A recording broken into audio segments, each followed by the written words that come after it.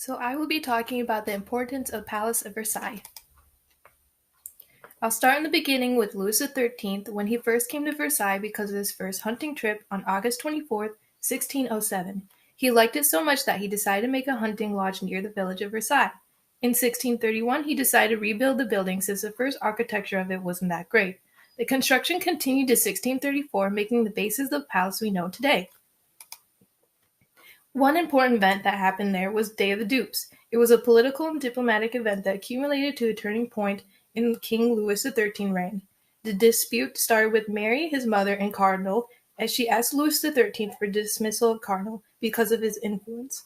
After some rocky communication, Louis XIII decided to let his mother go and continue on with Cardinal, as she wanted Louis XIII to decide between him or her. His mother was exiled and died in poverty, having no communication with her at all. He was sent over to Versailles to escape the smallpox epidemic, though he was 3 when he first visited. He soon took a liking to the area, and he wanted to expand and change the palace from a shabby brick and stone lodge, making it him take charge of the architecture. He constantly had building plans until his death in 1715.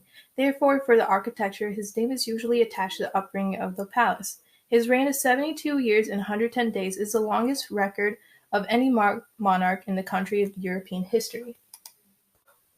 In 1661, Louis XIV entrusted André Renaud with the creation and renovation of the Garden of Versailles, which he considered just as important as the palace. Works on the garden was started at the same time as the works on the palace, and it lasted over 40 years.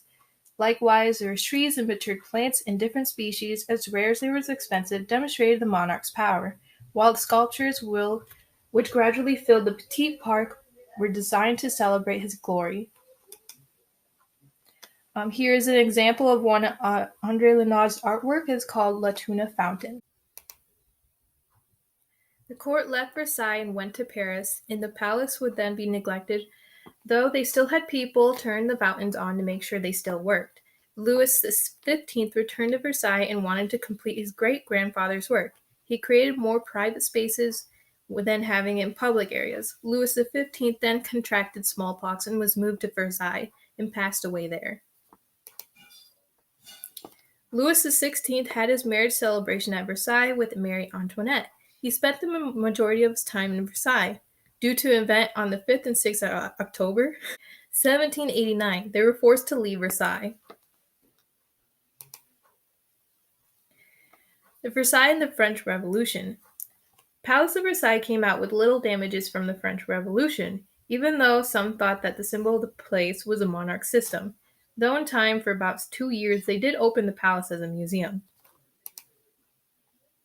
Here are some major artworks and intricate artworks that cover the walls and ceilings of the palace.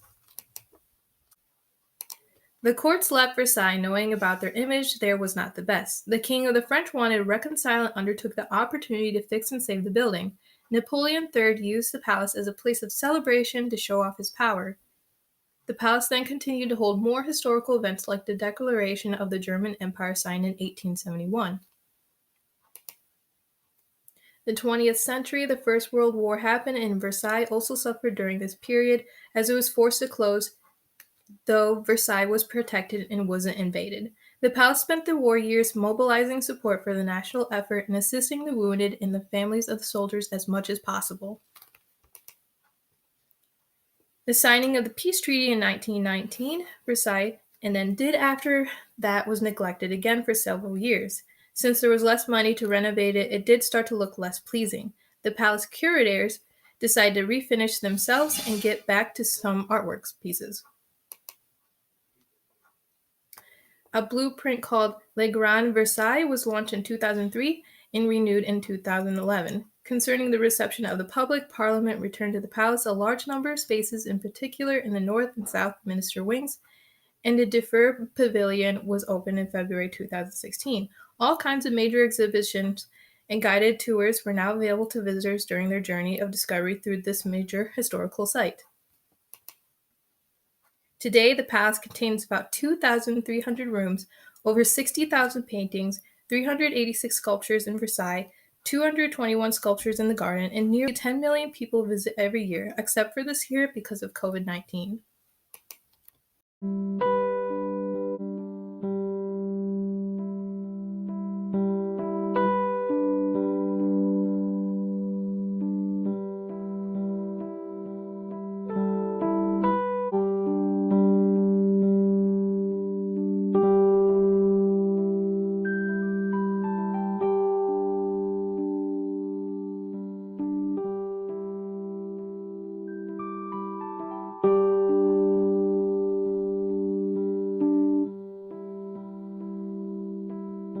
360 video of the inside of Palace Versailles.